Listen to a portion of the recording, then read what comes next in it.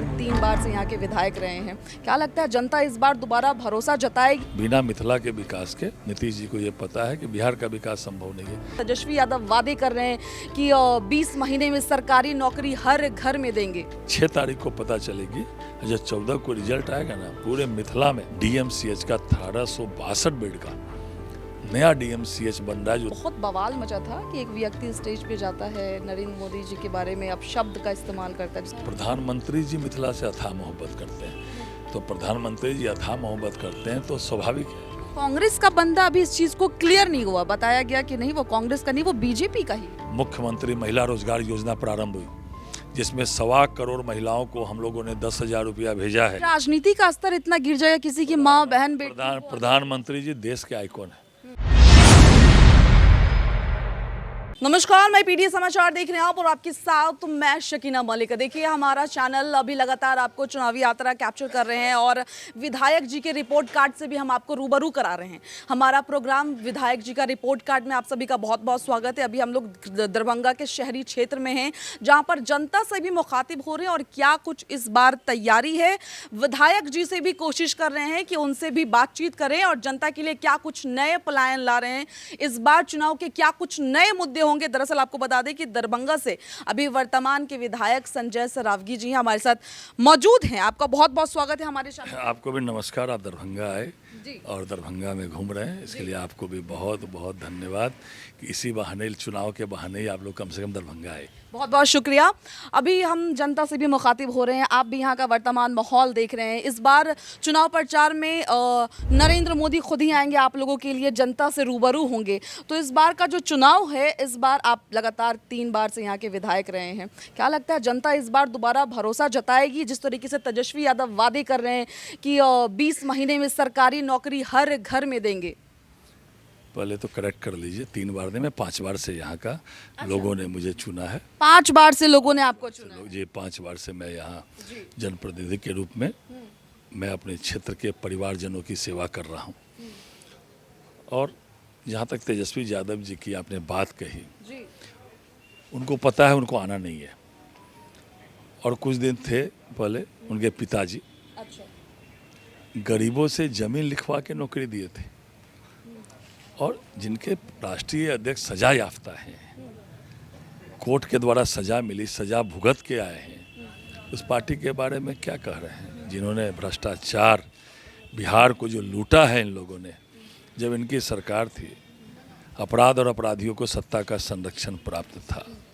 और बिहार में ऐसा कुछ है कि जहाँ इसको उन्होंने नहीं लूटा। और आज देश में यशस्वी प्रधानमंत्री नरेंद्र मोदी जी का शासन है। बिहार में 20 साल से नीतीश कुमार जी के नेतृत्व में एनडीए का राज चल रहा है। अगर 1.5-2 साल बीच में छोड़ दे तो इतना सारा काम हुआ है दरभंगा में, मिथिला में, बिहार में। प्रधानमंत्री जी मिथिला से अथाह मोहब्बत करते हैं और बिना मिथिला के विकास के नीतीश जी को ये पता है कि बिहार का विकास संभव नहीं है। तो मिथिला में भी इतना सारा काम हुआ है। आज यहाँ एयरपोर्ट है, एम्स बन रहा है, तारामंडल है, एक्सप्रेस हाईवे में हाथ लगा हुआ है, आमस दरभंगा एक्सप्रेस हाईवे में 1400 करोड़ से एलिवेटेड रोड बन रहा है। डीएमसीएच का 1862 बेड का नया डीएमसीएच बन रहा है, जो उत्तर बिहार का सबसे बड़ा होगा, जो 1460 करोड़ की लागत से है। सड़क, पुल, पुलिया क्या नहीं बन रहा है दरभंगा में। आज दरभंगा में थोड़ी जाम की समस्या है, जिसके कारण 13 किलोमीटर एलिवेटेड रोड सैंक्शन हो गया 1862 करोड़ की लागत से, शिलान्यास हो गया, काम में हाथ लगने वाला है। 6 पटना के बाद केवल दरभंगा ही एकमात्र शहर है जहां 6 आरओबी सैंक्शन हुआ, तेजी से काम में हाथ लगा हुआ है। तो आज दरभंगा पटना के बाद तुरंत आने वाले समय में दरभंगा पटना के बाद दूसरा शहर होने वाला। 3 तालाब हमारा ऐतिहासिक तालाब है, हराही, दिग्गी, गंगा सागर और मिर्जा खां तालाब। चारों के सौंदर्यीकरण के लिए लगभग 100 करोड़ रुपया पास हुआ, टेंडर हो गया, काम हाथ लगने की प्रक्रिया में है। और दरभंगा के पूरे मिथिले के लोगों की मांग थी ये तीनों का एकीकरण हो। तो इन तीनों का एकीकरण का भी डिजाइन फाइनल हो गया, टेंडर हो गया, माननीय मुख्यमंत्री जी ने शिलान्यास कर दिया। हमारा धरोहर है। एक मैं यहाँ पर आपको इंटरप्ट करूँगी संजय जी। जैसे कि आपने बताया कि यहाँ पर यहाँ की जो जनता है वो नरेंद्र मोदी जी से बहुत ज़्यादा ही अटैच्ड है ना, उनके लिए वोट करती है और इमोशनल भी बहुत ज़्यादा है और काम पे भी वोट करती है, ठीक है। लेकिन अभी हाल में ये एक घटना हुई थी जिसको लेकर बहुत बवाल मचा था कि एक व्यक्ति स्टेज पे जाता है, नरेंद्र मोदी जी के बारे में अपशब्द का इस्तेमाल करता है, जिसके बाद भारी बवाल हुआ।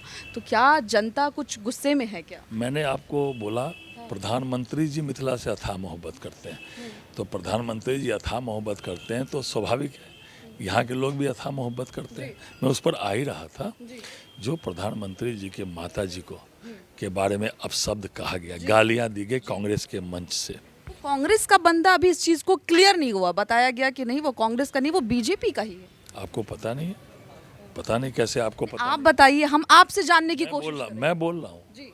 कांग्रेस पर के मंच से। कांग्रेस के मंच पर भाजपा का बंदा क्यों जाएगा भाई? कांग्रेस के मंच से ही दरभंगा जिला में बिठौली चौक है।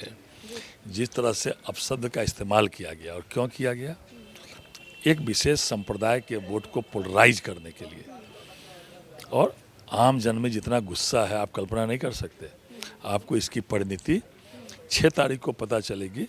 जब 14 को रिजल्ट आएगा ना, पूरे मिथिला में सुपड़ा साफ इन लोग का हो जाएगा। मैं कह रहा हूँ सुपड़ा साफ, मतलब एक एक सीट के लिए इन लोगों को जो है रोना पड़ेगा। एक आध सीट कहीं मिल गई पूरी मिथिला में, दरभंगा में तो खाता नहीं खुलेगा। नोट कर, बड़ी बात है ये, बड़ी बात। नोट कर लीजिए। 14 तारीख को मैं काउंटिंग में रहूँगा। 10 में 10 सीट जो है एनडीए को मिलने वाली है और पूरे मिथिला में सुपड़ा साफ होने वाले। एकाध को कोई बोनी हो गया तो हो गया। इतने लोगों में गुस्सा। अरे प्रधानमंत्री जी के माता जी गरीब, तीसरा आप अपशब्द बोलें, गालियां देंगे प्रधानमंत्री जी। राजनीति का स्तर इतना गिर जाएगा किसी की माँ बहन बेटी? प्रधानमंत्री जी देश के आइकॉन है, विश्व के सबसे लोकप्रिय नेता है, और उनके माता जी को आप मंच पर चढ़ के गालियां देंगे? ऐसा नहीं लोग बर्दाश्त कर सकते। नहीं, आपको वोट की राजनीति करनी है, एक विशेष संप्रदाय का आपको वोट चाहिए। इसका प्रधानमंत्री जी के माता को गाली पढ़ेंगे, ये आम जनता के मन में गुस्सा है। अयोध्या में राम मंदिर का निर्माण हुआ, पूरे विश्व और देश के लोग भगवान श्री राम के यहाँ जा रहे हैं। जानकी मंदिर भी पुनौरा धाम में 1000 करोड़, जिसमें 160 करोड़ जमीन अधिग्रहण मेरा ही विभाग कर रहा है, वहाँ भी भूमि पूजन हुआ। आज पूरे मिथिला की सांस्कृतिक विरासत को आगे बढ़ाने की बात हो, शैक्षणिक जगत को आगे बढ़ाने की बात हो, आधारभूत संरचना की बात हो, चाहे स्वास्थ्य के क्षेत्र में हो, सभी क्षेत्र में, आईटी पार्क यहाँ बना है, सभी क्षेत्र में इतना आमूलचूल परिवर्तन हुआ है। शहर में कहीं कहीं जल जमाव की समस्या रहती है, उसके लिए भी 270 करोड़ की लागत से स्टॉर्म वाटर ड्रेनेज का काम प्रारंभ हो गया।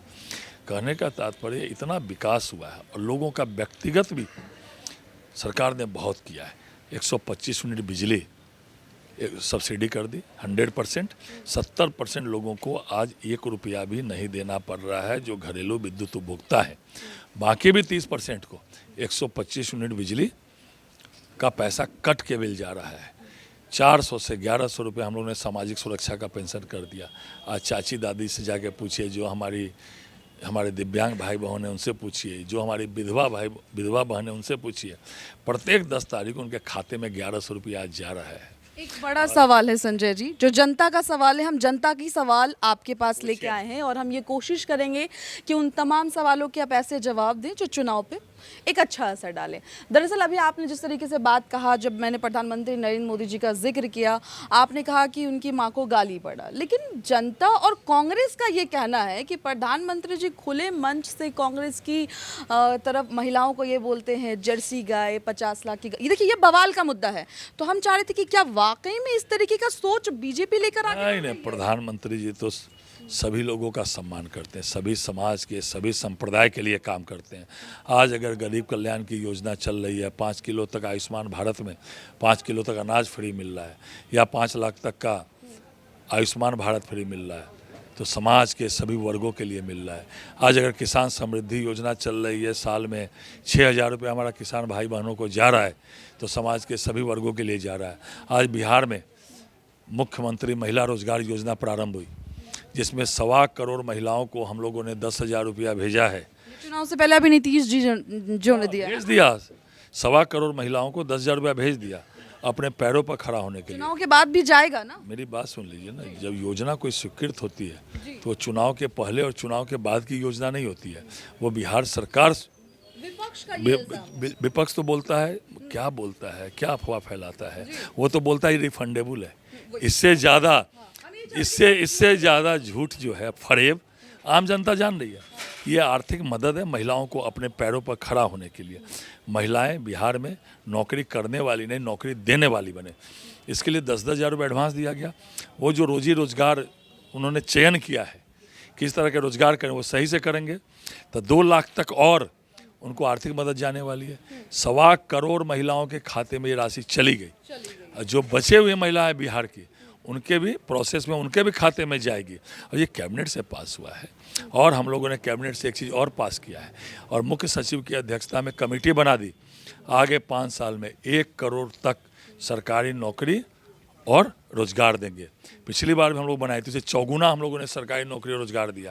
इस बार 1 करोड़ रुपया तक सरकारी नौकरी और रोजगार देंगे। और मुख्य सचिव की अध्यक्षता में इसकी कमेटी बन गई, सरकारी कमेटी बनी है, कोई निजी कमेटी नहीं बनी है। आज बिहार कहाँ से कहाँ पहुँच गया। आज बिहार में कोई कह सकता है अपराधियों को सत्ता का संरक्षण प्राप्त है। 2005 के पहले किसी सत्ताधारी दल के नेता के घर में मांगलिक कार्य होता था तो उस जिले के किसी व्यवसायी के घर में मातम मनता था।